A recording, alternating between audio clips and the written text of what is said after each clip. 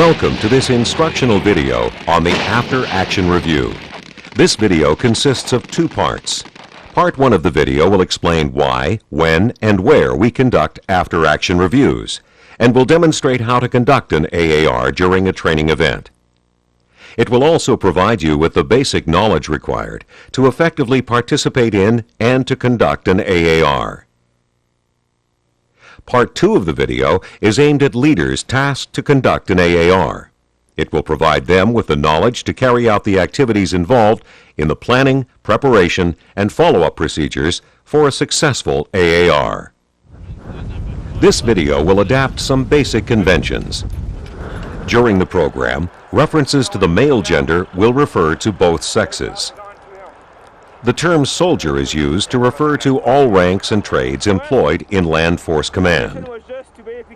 Some tactics and procedures have been modified to take into account video characteristics. What is an after-action review? An after-action review is a professional discussion of a training or operational event which focuses on what happened, why it happened, and how to improve. An after-action review is not an evaluation or a critique of commanders or other members of the group. No one person knows everything that occurred and why. After-action reviews do not attempt to judge success or failure or assign blame. Instead, an AAR is a discussion that focuses on comparing the group's performance to Doctrine and on determining how to constantly improve. After-action reviews do not focus solely on performance that needs to be improved. When possible, we need to identify good performance, particularly when the standard was exceeded. We must recognize those soldiers or teams that have exceeded the standard so that others can learn from their success. After-action reviews are really about learning and improving. Why is it important to conduct after-action reviews? The world today is rapidly changing. There are demands placed on Canadian soldiers by missions in different, often hazardous environments and diverse political and cultural conditions. History has shown repeatedly that we don't always receive a second or third chance to learn from experience.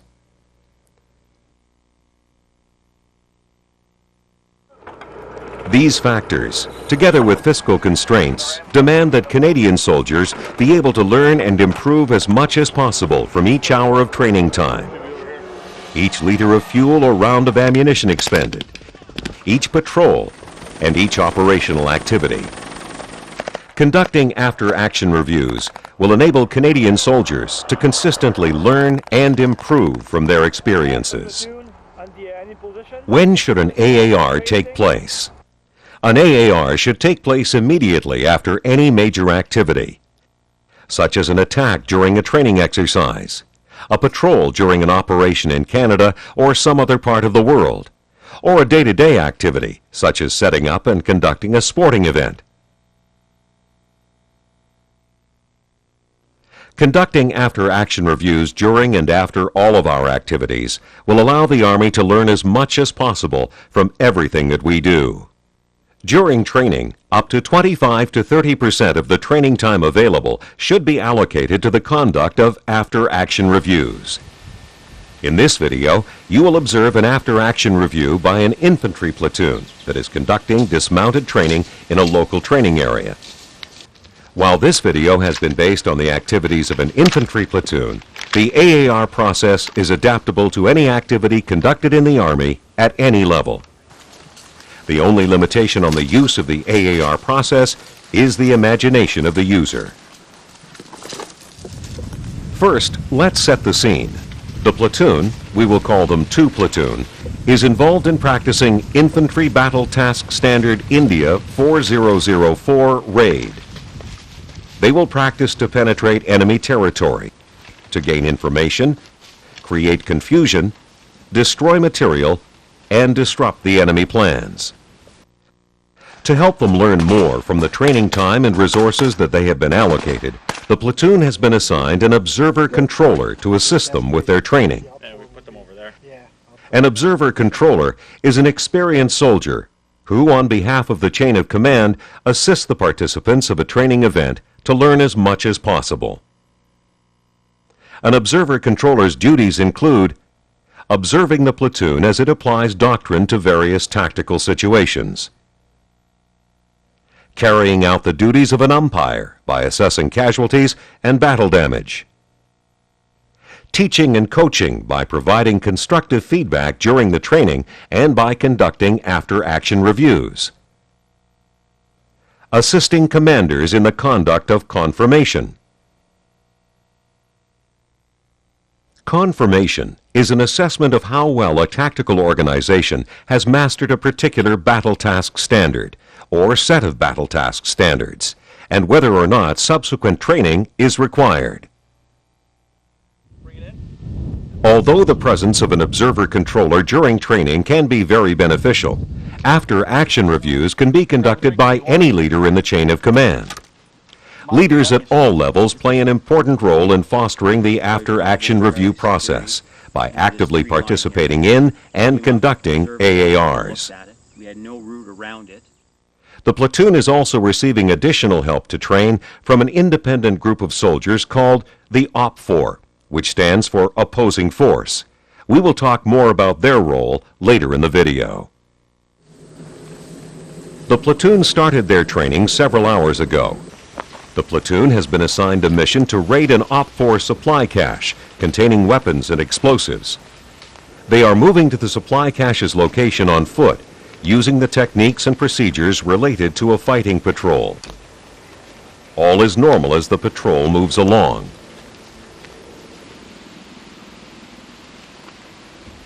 Alpha Team, assigned as Alpha Security Element, reaches a clearing before the rest of the platoon.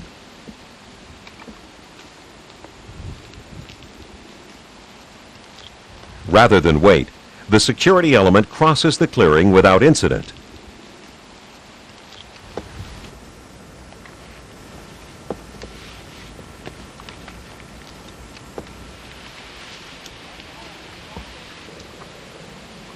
The remainder of the patrol reaches the clearing. It begins to cross it and comes under direct fire from OP4 troops.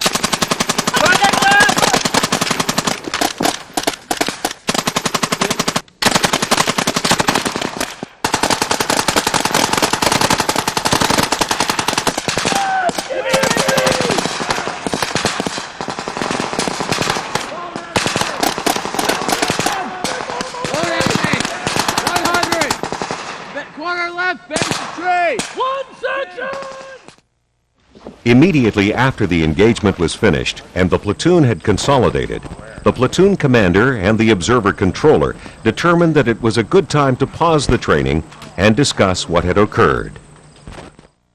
There are 4 key elements of the after-action review: timely feedback, active participation, focused discussion, follow-up.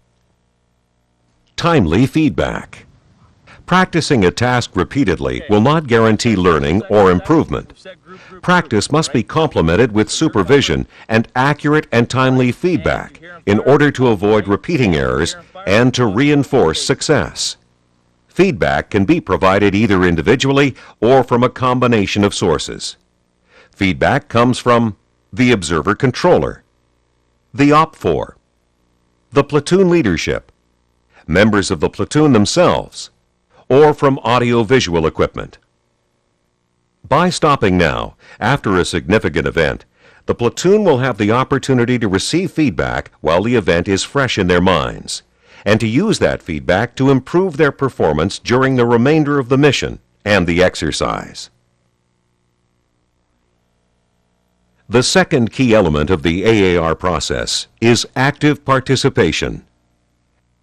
Soldiers will learn and retain more if they are actively involved in identifying their own strengths and weaknesses and ways to improve. By gaining ownership of the issues, they will work harder to improve their performance. Active participation can be achieved by encouraging as many of the soldiers involved in the activity as possible to talk about what happened, why it happened, and how to improve. At platoon level, as we are seeing here, all members of the platoon should be involved. At higher levels, such as company and above, it may become necessary to limit the number of participants to leaders. However, in those cases, time should be allocated to allow AARs to be conducted at the platoon level. Let's observe as the AAR begins. Sit down. Come up. Have a seat. Sit up. All right, troops, during the conduct of the AAR, no smoking, hydrate if you need to, and no food. Sir. Thank you, Warrant. Okay, listen up. We're going to take the next 35 to 40 minutes to discuss our raid and the subsequent attack onto the Op 4.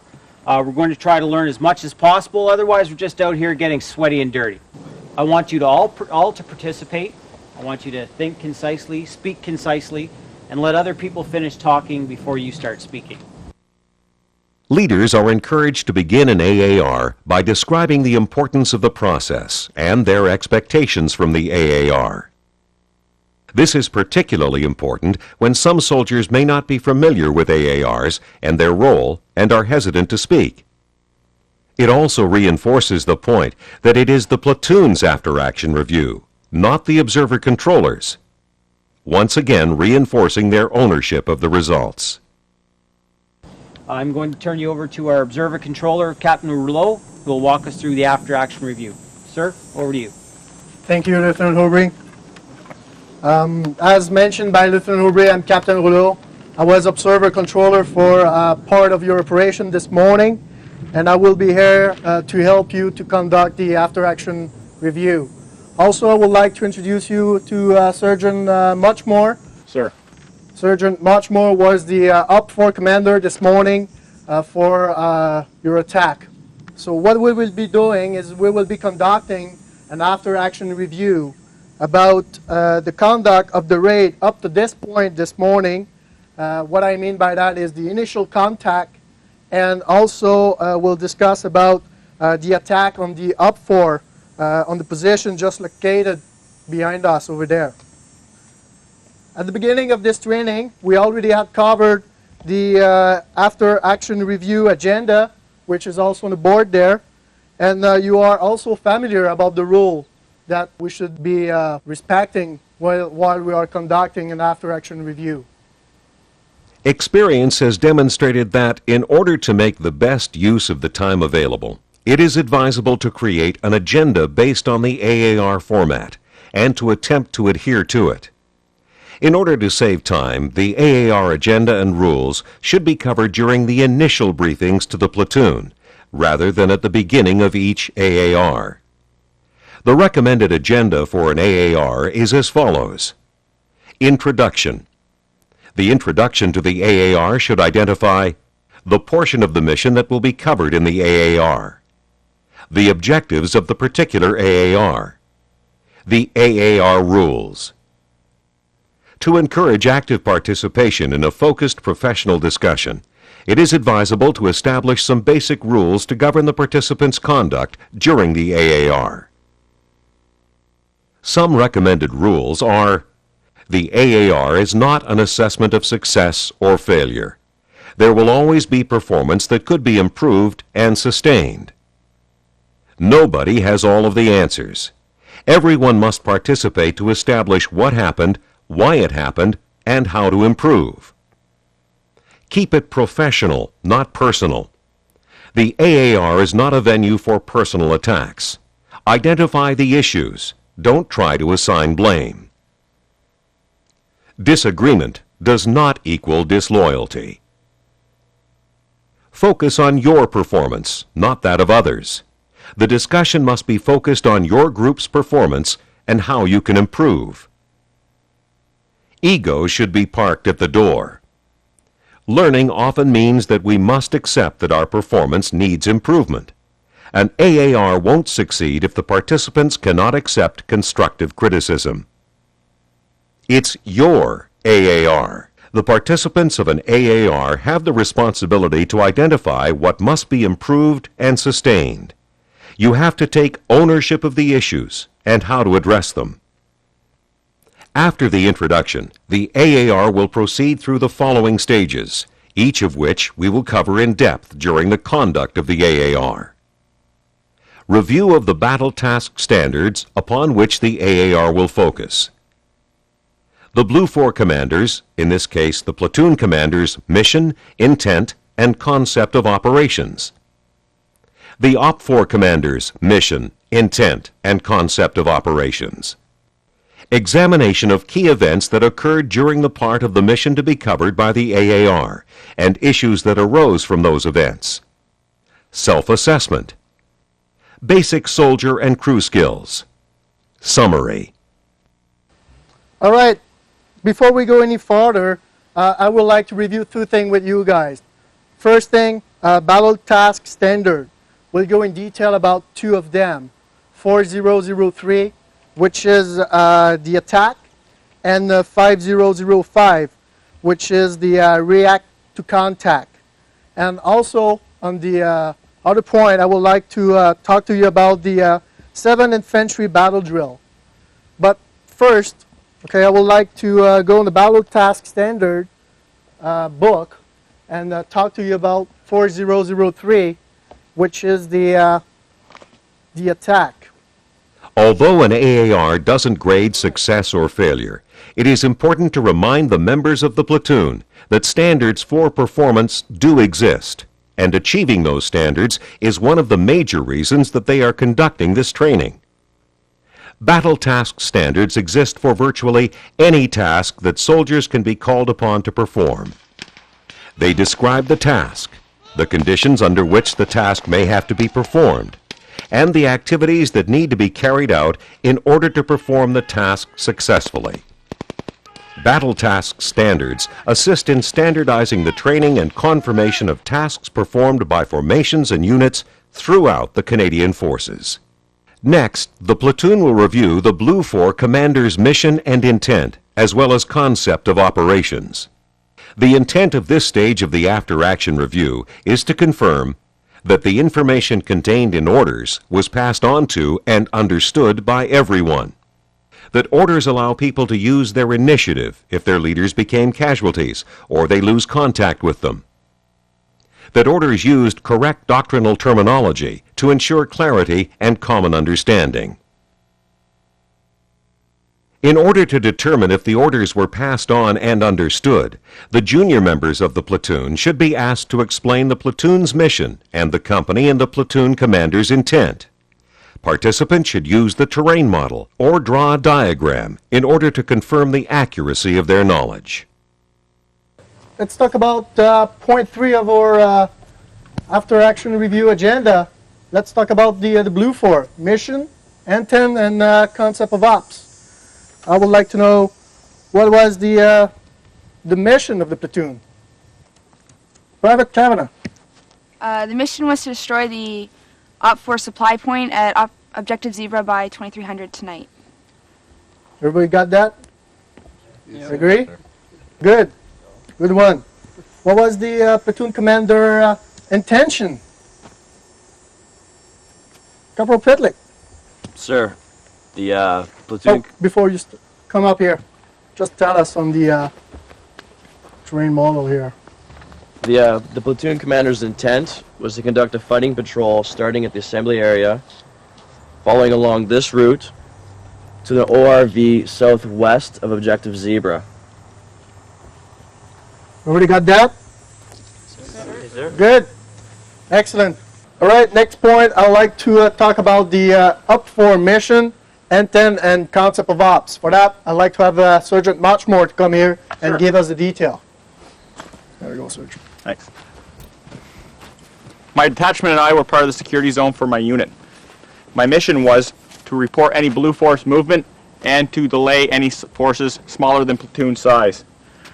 I identified this as a likely Blue Force crossing or route, and so I had to establish an observation post which provided good, clear fields of fire and observation of the gap. I established the observation post in the southeast corner of the wood line. It provided good, clear fields of fire, good observation, and a quick escape route out the back. Sir. Thank you, Serge. Lieutenant Aubry, How Sergeant Marchmore planned compared to what you anticipated? We had anticipated that the OPFOR would deploy an observation post, just not that far forward. The intent of this stage of the AAR is to encourage the platoon to understand that they are faced by a human opponent who has his own mission, intent, and plan, and who is trying to beat them. The briefing from the OPFOR commander will also provide the platoon with the opportunity to assess whether they had accurately anticipated OPFOR's tactics and effectively planned to defeat them. The OPFOR commander should be encouraged to participate throughout the AAR in order to provide the platoon feedback on their activities as seen from the OPFOR perspective and to help establish what actually happened. The OPFOR commander's feedback must always be delivered in a professional and objective manner, which does not provoke a confrontation with the participants. Okay, next step I'd like to talk to you about is the key events. And the first one I'd like to talk to you about is the crossing of the gap. So let's write it down.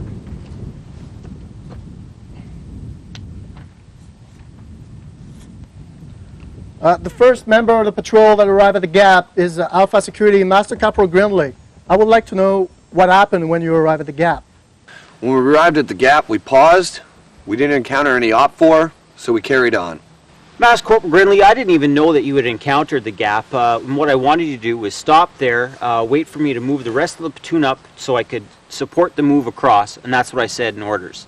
Sir, you wanted security to push on until we came in contact with any OPFOR or any obstacles. The orders were not clear on our action on drills. I thought the orders that I... Guys, keep it professional. Don't get in personal stuff. Okay. Master Corporal Grindley, I'd like to know what was the part of the order that was missing according to you. Well, I think we concentrated too much on the main objective and not enough on our action on drills, sir. Good point, and that's a good way to bring that point up too. Okay, I would like you to bring the point that way in the future. Sir, I think we need to do rehearsals so that everybody understands what the intent and plan is. Rehearsals work, and I think I have a few ideas to find some time to be able to do them. Note how the leader conducting the AAR quickly stepped in to stop any tendency for the discussion to become personal. The AAR cannot become an arena in which to air personal grievances or to launch attacks. Keep the discussion focused on what happened, why it happened, and how to improve, rather than who did it. Okay, good points. The terrain model is a good idea. We'll find more time for rehearsals, and I'll go into more detail on our action on drills in orders. Okay, I think we just got the solution for that. Rehearsals, terrain model, and more detail about action on drill in the orders. So let's write it down. The leader conducting the AAR also helped keep the discussion going by asking open-ended questions. Open-ended questions are questions that require more than a simple yes or a no answer. Rather than asking a question like, "Sergeant Collins, did you get enough detail from orders?" to which he could have replied yes or no, the AAR leader could ask, "Sergeant Collins, what were the parts of the orders that you feel lack detail? And are there any ways that detail could be provided?"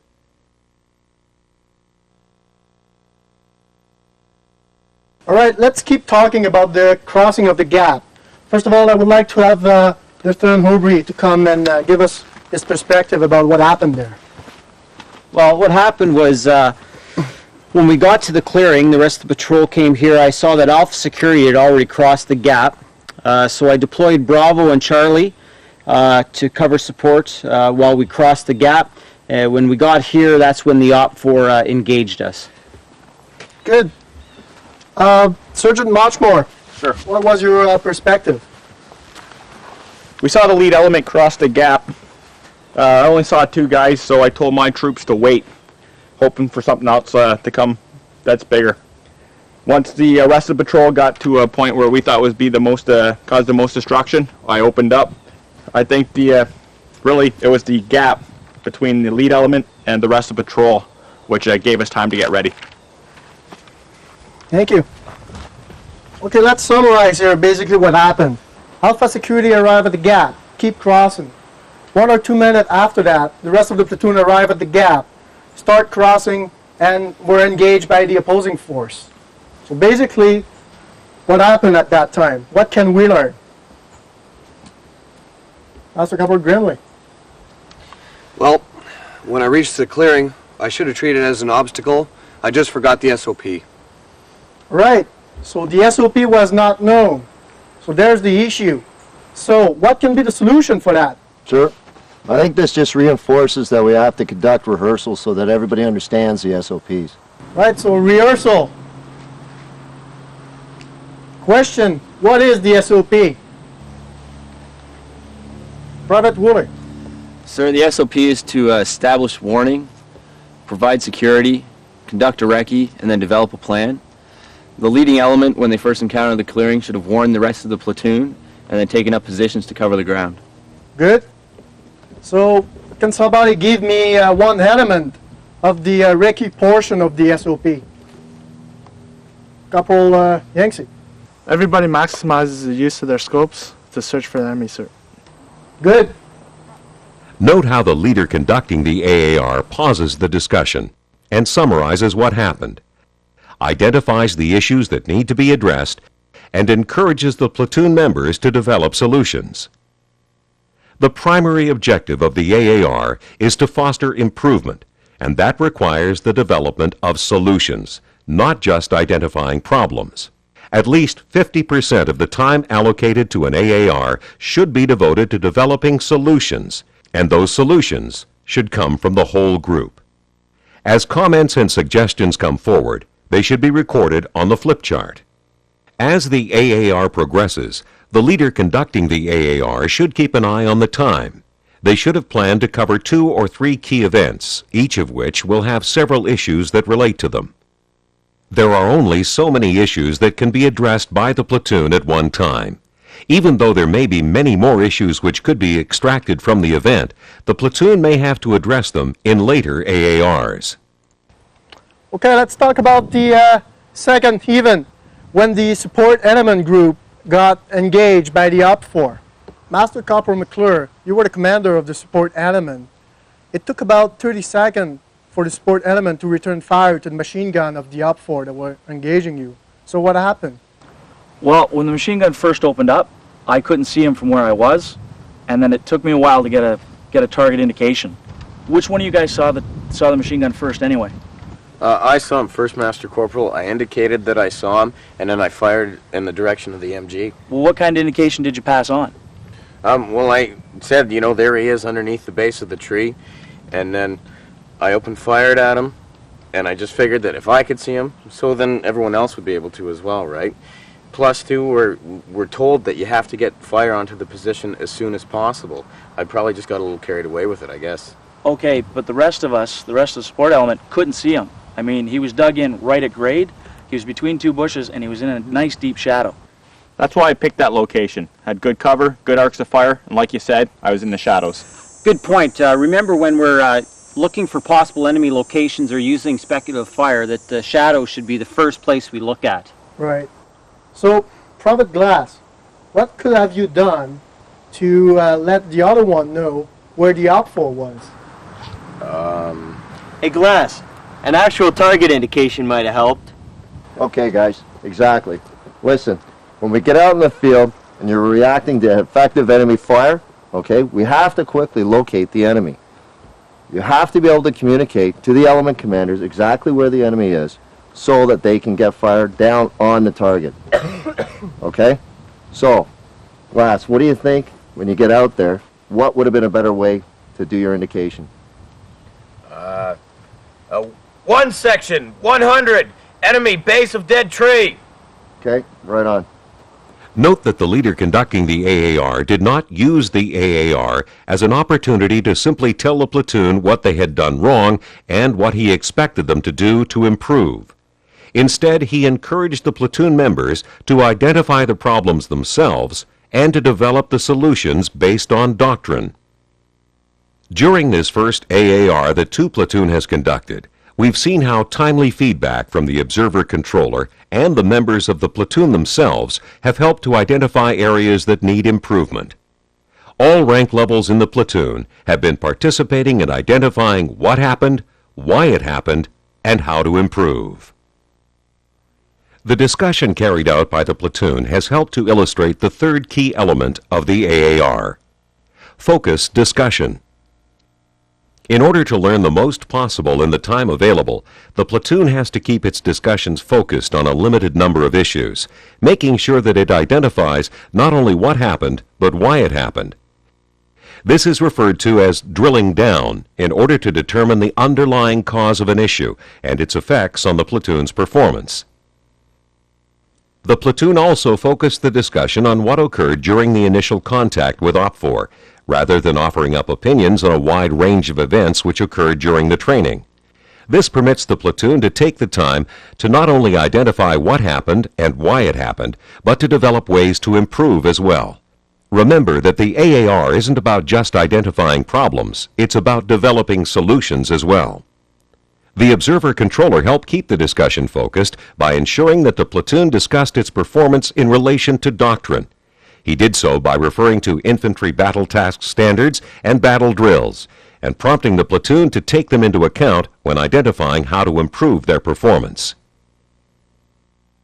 We return to the AAR just as the observer-controller is finishing the key events and issues stage.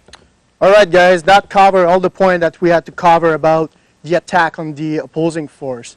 That also concludes the key events and issue step.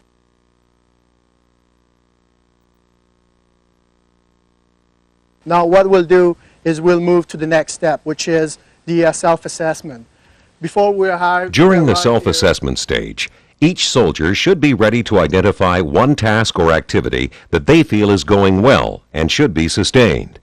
They should also be ready to identify one task or activity that needs to be improved and a recommendation on how to improve it. The platoon members need to focus on tasks or activities that can be sustained or improved today or during this exercise. Try to be concise. If you need to use a terrain model or even the flip chart over there, you're more than welcome. So let's start with the first point. C9 gunner. Private record, sir. Under sustain, I put, during the assault, I was C9 gunner and I was assessed as a casualty. A lot of times in the past, C9's been left behind when that happens, and we lose a lot of firepower. This time our Private Bailey came along and picked up the C9 and carried on, so that preserved a lot of our momentum. So I definitely want to keep doing, I think. Good job, Bailey. Okay, so sustain, keep machine gun on the attack.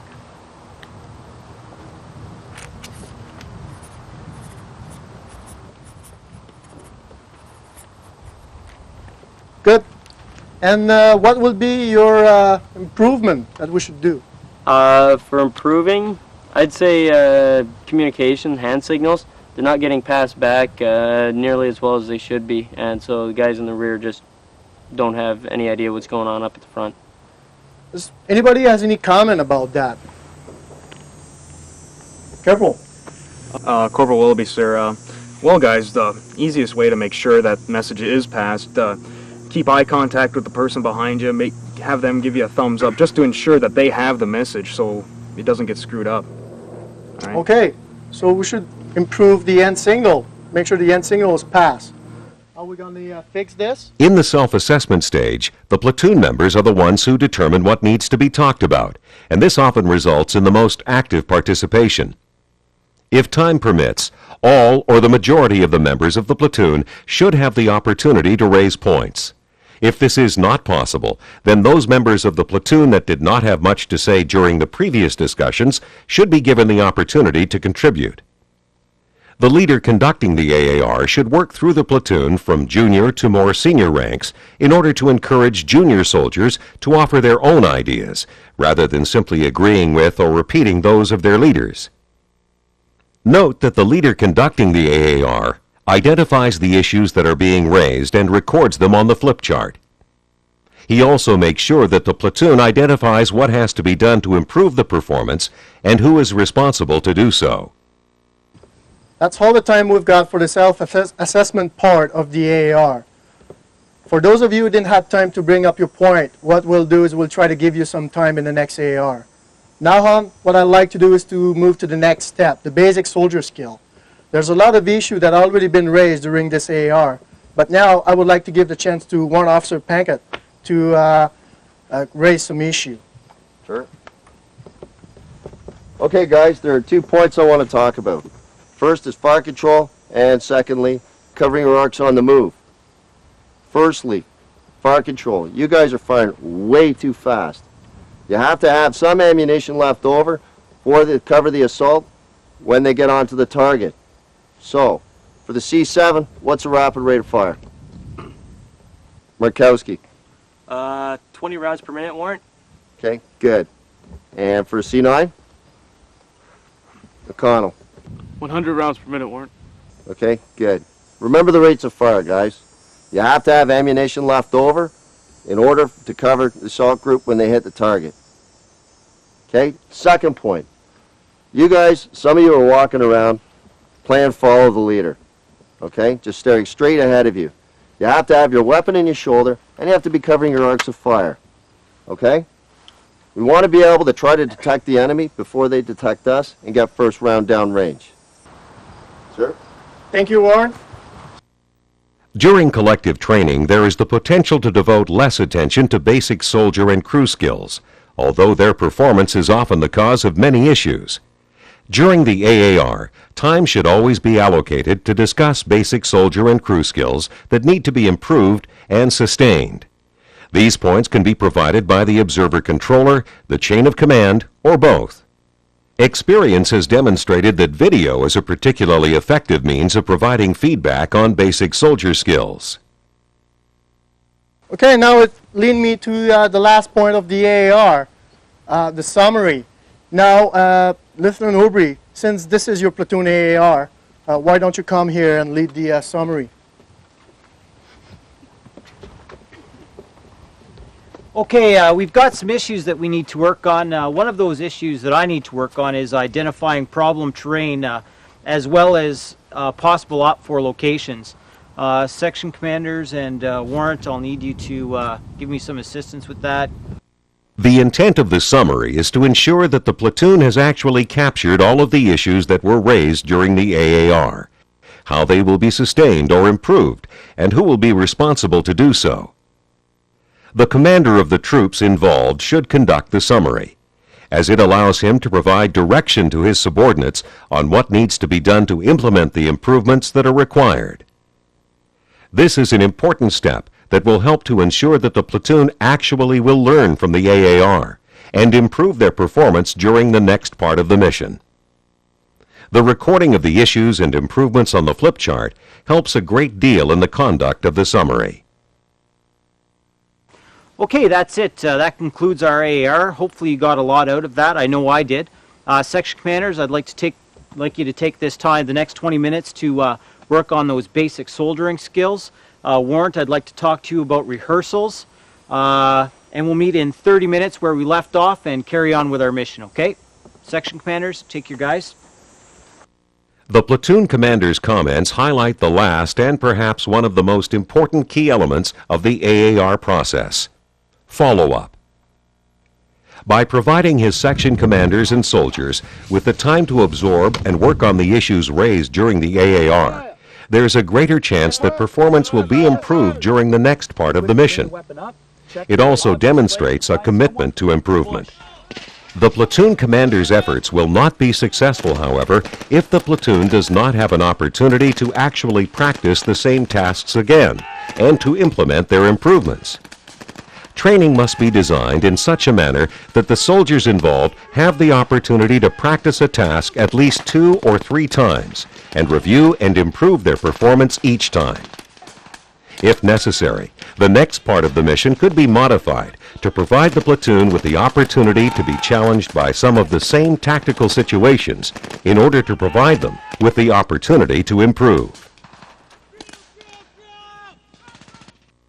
During part 1 of the video, you have been introduced to the after-action review and its conduct. Let's review some of the major points raised during part 1.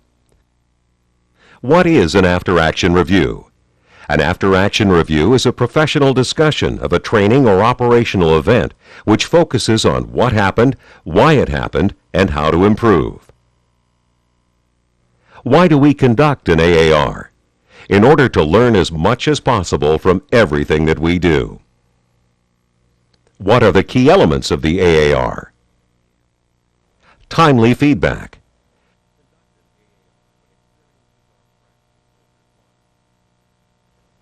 Active participation.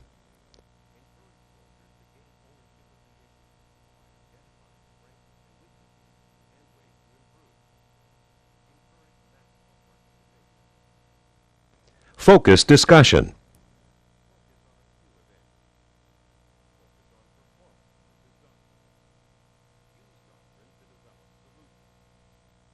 Follow-up.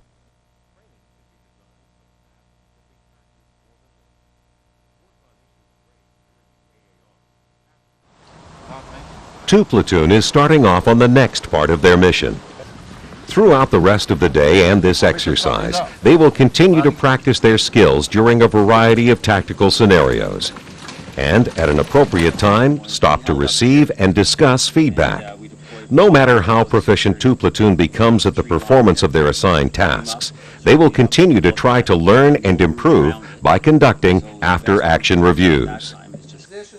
Effective after-action reviews don't just occur by accident. They are the product of well-designed training and of careful planning, preparation, and follow-up.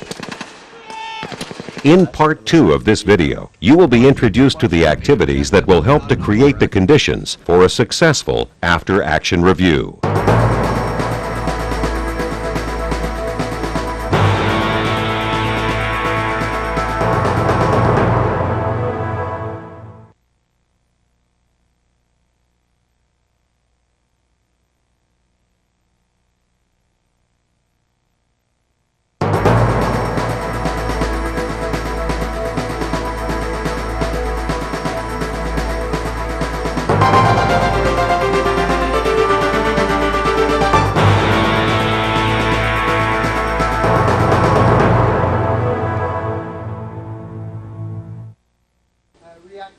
Welcome to part 2 of the AAR instructional video. This part of the video is aimed at leaders who may be responsible to conduct after-action reviews.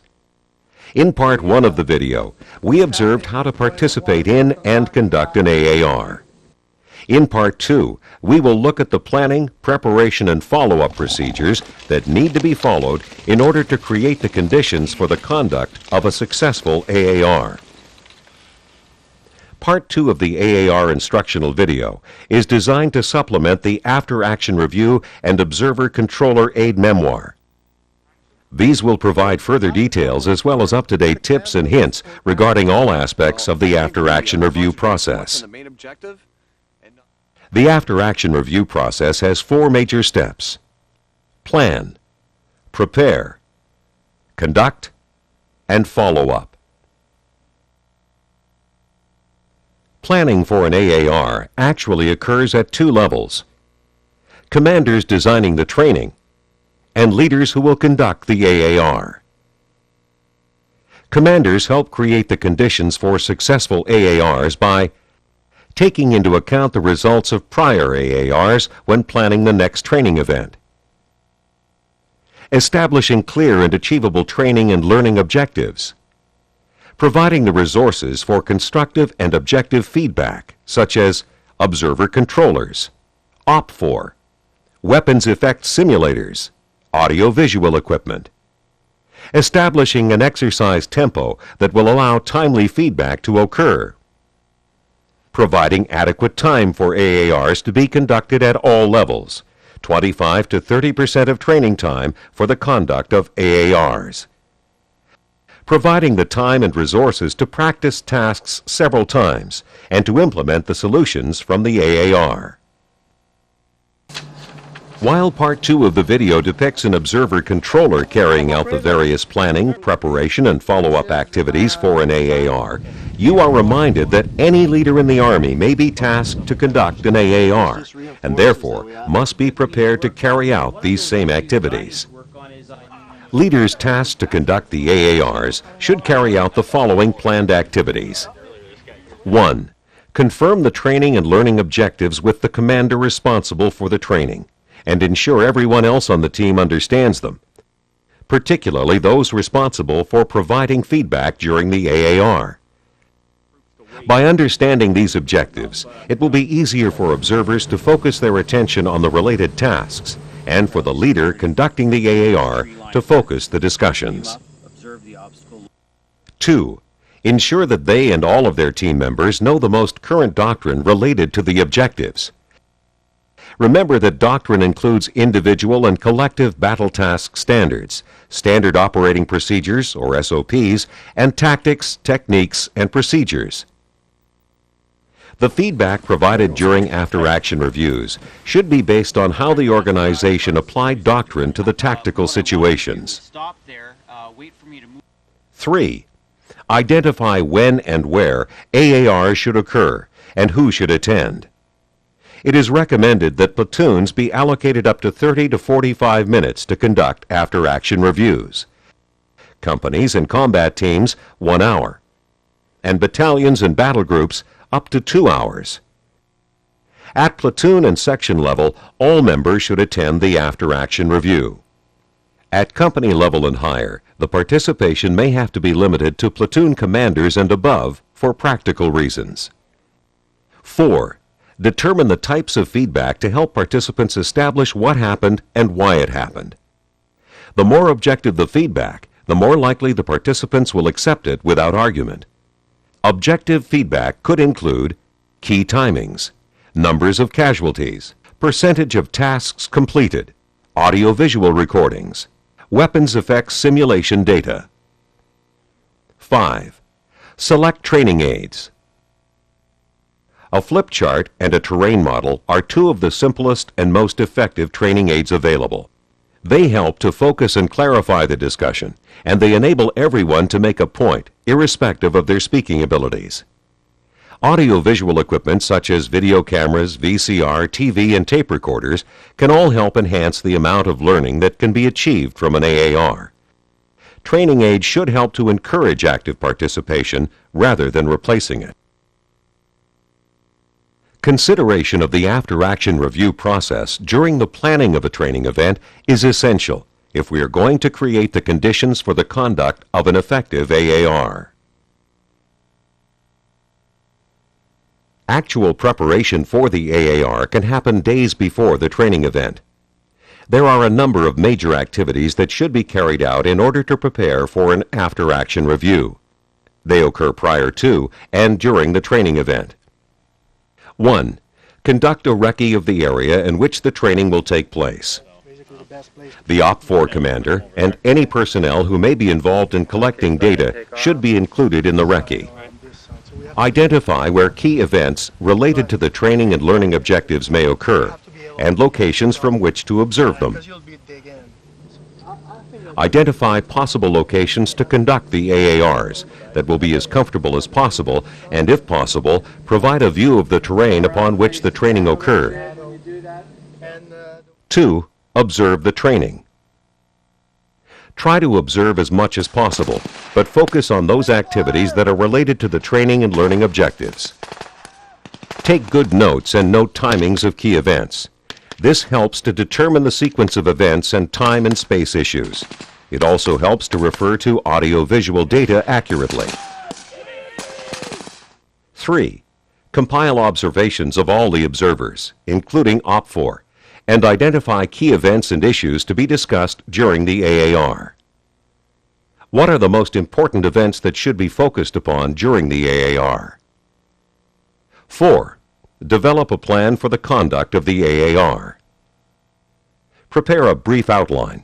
It's better to discuss 2 or 3 issues, their underlying causes and ways to improve, than to simply identify a large number of problems.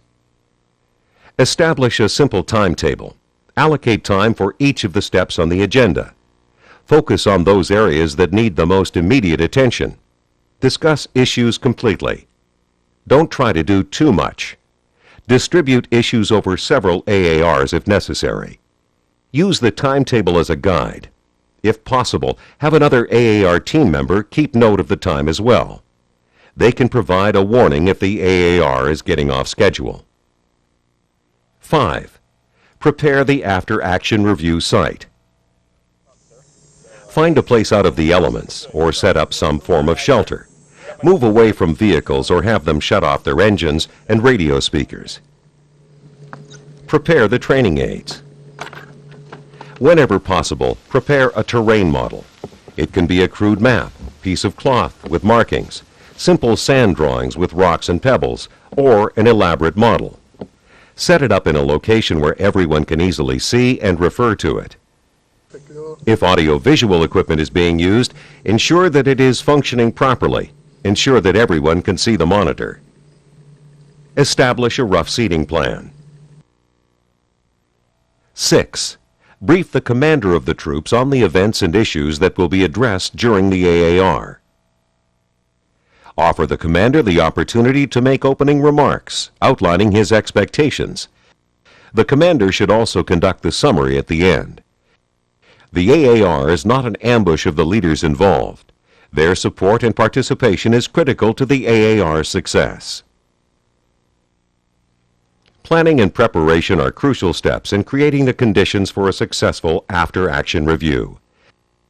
Doing your homework and being well organized will help to make the whole process work.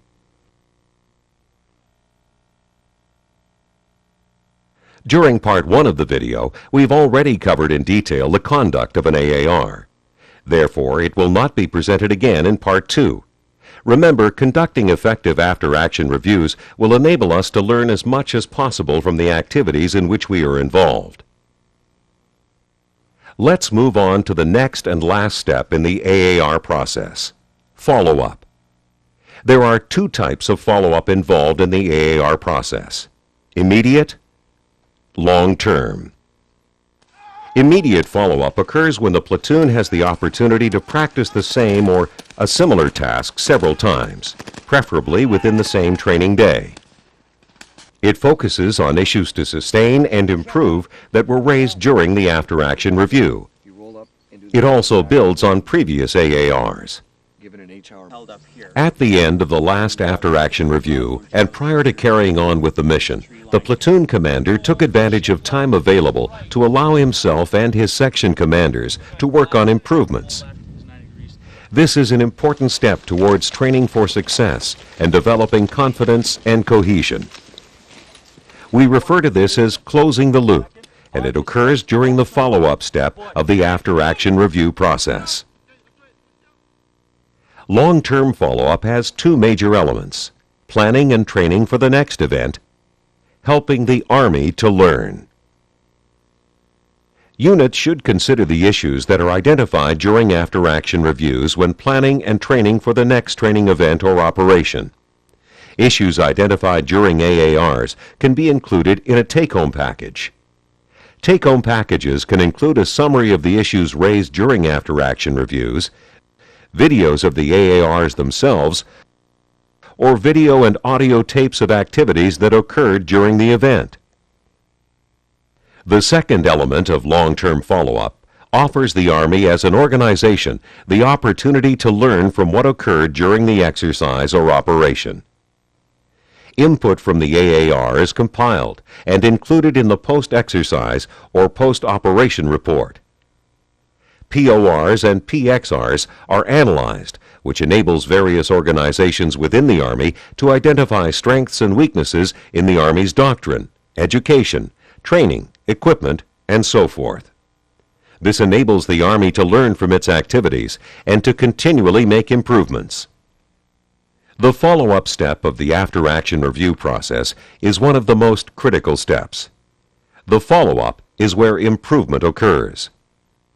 The relationship of the AAR and confirmation. Confirmation is an assessment of how well a tactical organization has mastered a particular battle task standard or set of battle task standards, and whether or not subsequent training is required. The after-action review process can be used during both individual and collective training, during which confirmation occurs. However, before beginning the AAR, assignment of the grade or mark will be completed and the team will be informed of the results. Issues raised during the AAR will not be used to change the results of the confirmation.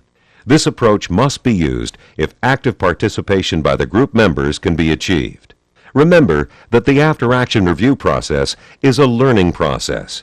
It is not about passing or failing. An after-action review is a professional discussion of a training or operational event which focuses on what happened, why it happened, and how to improve. The discussion is focused on identifying solutions to problems, not just the problems themselves. After-action reviews enable us to learn. As soldiers, we must be able to learn quickly and consistently in order to avoid paying with our blood or lives to learn the same lesson twice. We must also be able to learn from our successes so that we consistently repeat them. As soldiers, we must be able to learn more quickly and consistently than our opponents in order to gain and maintain the initiative and defeat them. During this instructional video, you have been provided with the knowledge that you need to effectively plan, prepare, conduct, follow up, and participate in an after-action review. It is up to you to put this knowledge to good effect and to ensure that you and your fellow soldiers learn as much as possible from everything that you do. The after-action review is about learning, and learning equals success.